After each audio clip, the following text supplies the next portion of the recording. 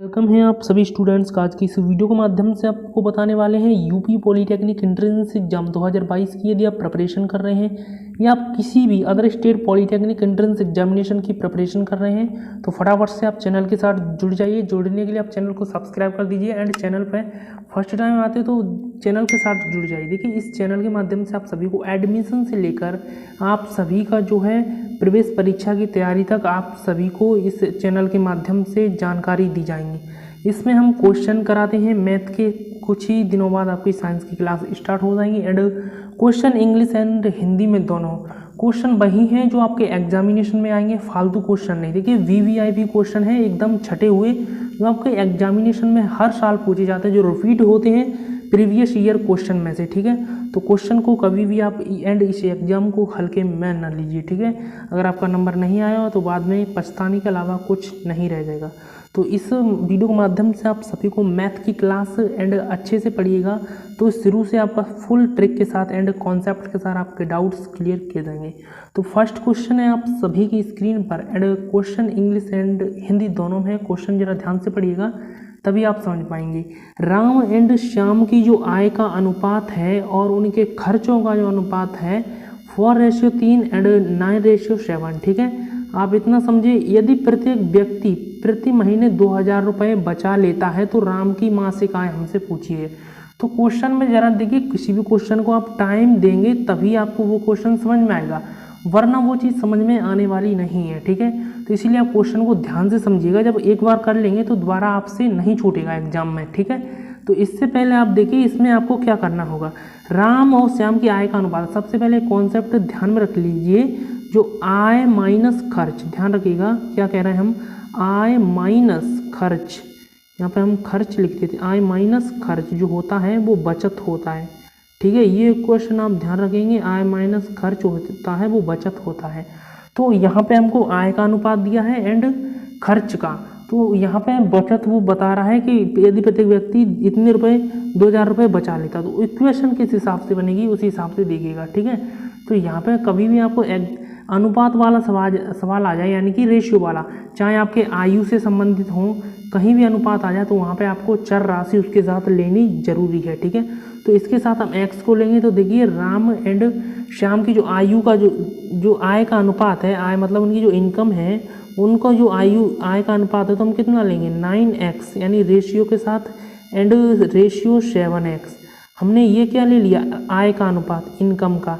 अब दूसरा लेंगे उनका खर्च का अनुपात, तो खर्च कितना है 4x हो जाएगा एंड रेशियो 3x हो गया, इतना अनुपात हो गया। तो अभी हमने आपको क्या बताया था, हमने बताया था कि आय माइनस खर्च होता है बचत। तो देखिए जो राम का है वो पहला सिस्टम राम का है, ध्यान रखना जो अनुपात में दिया है राम तथा श्याम, यानी कि 9:7। ठीक है, तो राम यहाँ पे क्या समझे आप, राम तथा श्याम की जो आय का अनुपात है वो 9:7 है। तो हम यहाँ पे क्या करेंगे, आय माइनस खर्च, तो पहले राम वाला करेंगे। तो राम वाला देखिए कैसे करेंगे, आय राम की 9x है, खर्च 4y। यहाँ पे देखिए y लेंगे, यहाँ पे ध्यान दीजिएगा, हमने क्योंकि x मान चुके हैं, क्योंकि आय का जो अनुपात है उसमें हम x मान चुके हैं एंड जो खर्च का अनुपात है उसमें हम y लेंगे इनके साथ। ठीक है, ये चीज़ें ध्यान रखेंगे। तो एक बार फिर से लिख लेते हैं 9x, यहाँ पे लिख देते हैं 9x रेशियो 7x। ठीक है, हमने इतना लिख दिया, क्वेश्चन समझ में आएगा, जरा ध्यान से देखिए। ठीक है, तो हमने इतना लिख दिया। अब यहाँ पे ये किसका है, आय का अनुपात, और खर्च का अनुपात भी लिख देते हैं। तो खर्च का अनुपात कितना है 4/, है ना, हम इसे बाई मानेंगे क्योंकि हम x मान चुके हैं आय वाला, तो इसका हो जाएगा 3/, इतना मान लिया। अब ये है आय और ये है खर्च, तो आय माइनस खर्च कितना बचाता है 2000 रुपये प्रति महीने बचाता है। ठीक है, तो यहाँ पे आय माइनस खर्च वाला जो इक्वेशन किस प्रकार बनेगा जरा ध्यान से देखिएगा। इक्वेशन कुछ इस प्रकार से बनेगा, देखिए 9x माइनस 4y, हमने इतना लिख लिया 9x माइनस 4y। और ये कितना बचाता है, वो उसने बोल दिया है 2000 रुपये। ठीक है, तो 2000 हमने यहाँ पे लिख लिए, 2000 लिख लिए। उसके बाद क्या होगा, इसी के राम और श्याम का भी इसी प्रकार लिख लेंगे 7x। ठीक है, हमने 7x माइनस इस आय माइनस खर्च, तो 7x माइनस 3y, है ना, इतना लिख लिया। उसके बाद ये भी 2000 रुपये बचाता है। तो ये दो इक्वेशन बन गई, है ना। अब इन्हें हम सॉल्व करेंगे, कैसे सॉल्व करेंगे जरा ध्यान से देखिएगा।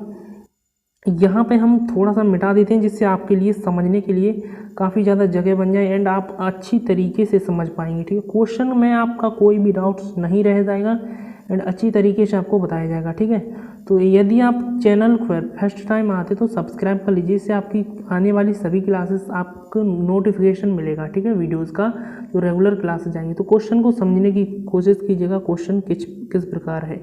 तो अब देखिए यहाँ से हम क्या करेंगे, इनको दोनों को सॉल्व करते हैं। तो यहाँ पे हम कितने का, इसमें हम 3 का मल्टीप्लाई कर देते हैं। जरा ध्यान से देखिएगा, इसमें हम 3 का मल्टीप्लाई कर देते हैं एंड इसमें हम 4 का मल्टीप्लाई कर देते हैं। ये है समीकरण नंबर पहला और ये है समीकरण नंबर दूसरा। ठीक है, तो यहाँ पे हमने 3 9 27, यहाँ पे हम लिख लिया 27 एक्स हो गया एंड 3 4 12, तो यहाँ पे कितना हो गया माइनस का 12 वाई हो गया एंड इसका 2000 में भी होगा तो 3 दूनी का 6, कितना हो गया 6000 हो गया। यहाँ पे हमने 6000 लिख दिया। ठीक है, इसी प्रकार से इस इक्वेशन में गुणा कर देंगे तो यहाँ पे हो जाएगा 4 7 28, तो हम यहाँ पे 28x लिख देंगे एंड 4 3 12 माइनस का 12 वाई लिख देंगे एंड यहाँ पे कितना आ जाएगा 4 दूनी 8, यहाँ पे आ जाएगा 8000। ठीक है, इतना लिखने के बाद आपको क्या करना है, जरा एक बार सही से समझिएगा। यहाँ पे आपको क्या करना है, यहाँ पे हम घटाना है। कैसे मालूम पड़ेगा, क्योंकि यहाँ पे हम देखो यहाँ पे ये घटाएंगे, यहाँ पे घटाए का चिन्ह लगाएंगे तो ये प्लस हो जाएगा। ठीक है, तो यहाँ पे भी घटा देंगे दोनों तरफ इक्वेशन में, तो इससे ये कट जाएगा, है ना, ये प्लस का है ये माइनस का। तो अब क्या आ जाएगा, अब जरा ध्यान से देखिएगा, यहाँ पे कटने के बाद यहाँ पे बचेगा माइनस का x, है ना, और यहाँ पे बचेगा माइनस के 8000 में से प्लस के 6000, तो इसको कितना आएगा, ये आएगा माइनस का 2000, है ना, माइनस का 2, तो x का मान कितना आ रहा है 2000, है ना, 4 दूनी 8 यानी 2000 आ रहा है इसका मान। तो x का मान, ये माइनस से माइनस कट जाएगा तो x का मान आपका 2000 निकल के आ जाएगा। तो ये x का मान निकाल लिया हमने 2000, तो हमने x का मान 2000 निकाल लिया। हम यहाँ पे लिख लेते हैं x की जो वैल्यू निकल के आई है कितनी 2000, सिंपली आप समझ गए होंगे। अब हमसे पूछा राम की मासिक आय, हमने राम की मासिक आय कितनी मानी थी 9x, ये है श्याम की, और जो आय का मासिक आय है और उनका खर्चों का अनुपात है वो इतना है। तो हमसे राम की एंड मासिक आय पूछिए, श्याम की नहीं पूछिए। तो राम की कितनी थी 9x, ठीक है 9x, तो अब 9x की 9 लिख लेंगे हम एंड x की वैल्यू रख देंगे। तो x की वैल्यू कितनी है आपकी 2000, है ना, तो हमने 2000 यहाँ पे रख दिए। तो 9 दूनी का 18, तो कितना आ गया यहाँ पे 18000 आ गया। ठीक है, ये किसकी आ गई राम की। यदि श्याम की पूछता तो श्याम की 7x, तो 7 × x की वैल्यू 2000 रख देते।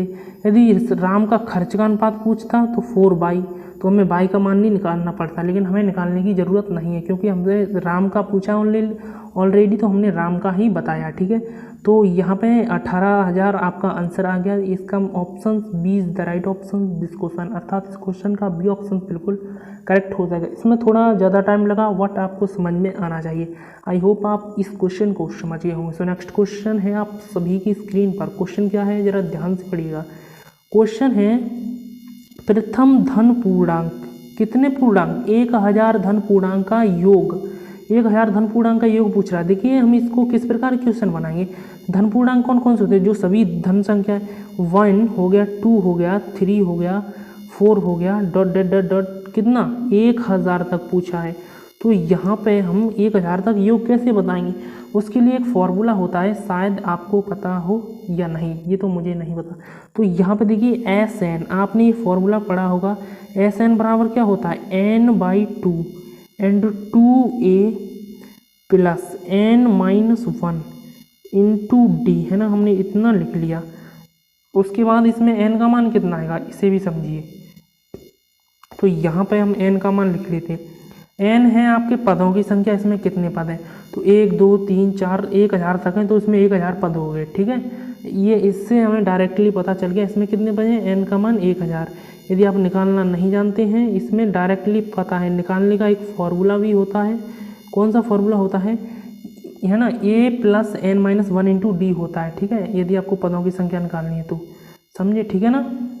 तो अब यहाँ से हम n की वैल्यू रख देंगे 1000, तो हम यहाँ पे हम 1000 रख देते हैं, 1000/2, अंदर क्या है 2a, a क्या है इसमें प्रथम पद है, d है सार्वंतर। सार्वंतर कैसे निकालते हैं, इसकी जो D2 होता है, देखिए इस संख्या में से उसकी पहली वाली संख्या घटा देते हैं, तो 3 में से 2 गया तो 1 आएगा, या आप 4 में से 3 घटाओगे तो भी 1 ही आएगा सर्वांतर, ठीक है। तो यहाँ पे n कितना है 2 इंटू a की वैल्यू 1 है, तो यहाँ पे 1 लिख देते हैं, एंड प्लस n का मान कितना है, n का मान 1000 है, 1000 में से 1 जाएगा तो डायरेक्टली हम लिख देंगे 999, ठीक है। हम 999 हमने लिख दिया। अब इंटू इसमें क्या है, d का मल्टीप्लाई है, तो डिफरेंस कितना है इसका, हमने अभी आपको बताया था 1 है, 3 में से 2 गया, या 4 में से या 2 में से 1 गया, किसी भी तरीके से आप डिफरेंस निकाल सकते हैं। 1 का गुणा करेंगे तो उसमें इतना ही आएगा, ठीक है। इसके बाद इसे ज़रा डायरेक्टली सॉल्व कीजिए एंड आंसर बताइए। तो इसका कितना आएगा, जब इसका आधा करेंगे, देखिए इधर सॉल्व कर देते हैं 500, ठीक है। यहाँ पे 500 इंटू यहाँ पे ये देखिए 2 का गुणा इसमें प्लस 999 कितना हो गया, 1001 हो गया। आप ज़रा सॉल्व कर लीजिए, मैं थोड़ा शॉर्ट में कर देता हूँ, ठीक है। इसके बाद इसका मल्टीप्लाई कर दीजिए, 2 जीरो छोड़ दीजिए, बाद में हम रख लेंगे। तो 5 का गुणा इसमें कीजिए, कितना आएगा, 5 का गुणा जब इसमें करेंगे तो कुछ इस प्रकार आएगा, देखिए 5005 है ना। अब बाद के ये 2 जीरो रख दीजिए, इतना आ गया। ये क्या आ गया, योग, क्योंकि हमने योग का आपको ये फॉर्मूला बताया, इसी फॉर्मूले के यूज़ से इसका आंसर आ जाएगा, ठीक है। तो ये किस ऑप्शन में मैच हो रहा है, यानी कि C option is the right option this question. I hope आप ये क्वेश्चन समझ गए हों। कोई भी डाउट्स हो आप कमेंट्स करके पूछ सकते हैं। तो नेक्स्ट क्वेश्चन है आप सभी की स्क्रीन पर। क्वेश्चन कुछ इस प्रकार है, तड़कता धड़कता तो नहीं है लेकिन थोड़ा सरल है, शायद ही आप इस क्वेश्चन को बता पाएँ। देखिए ज़्यादा कमज़ोर स्टूडेंट्स होंगे वो नहीं बता पाएंगे, वरना इस क्वेश्चन को आप जल्दी से 1 सेकंड में बता देंगे। कैसे, ज़रा ध्यान से देखिएगा। यहाँ पे हम लिख लेंगे 10 65 डिग्री है ना, 10 65 डिग्री, एंड ये है कॉट के पदों में, तो हमें 10 से 10 काटना है ना। तो कॉट के पदों में, कॉट के जब कॉट में आपको दिया हो तो उसे 10 में चेंज करना हो, तो कॉट थीटा को हम क्या लिख सकते हैं, 10 90 माइनस थीटा। तो 10 यहाँ पे हम लिख लेंगे 10, कॉट को हम क्या लिख सकते हैं, 10 90 माइनस थीटा, कॉस थीटा को है ना, कॉट थीटा को। तो 10 90 माइनस थीटा की वैल्यू कितनी दी है, 25 है ना। यहाँ पर थीटा की वैल्यू आपको दी है 25, तो 90 में से जब 25 जाएगा तो कितना बचेगा, यहाँ पर 65 बचेगा।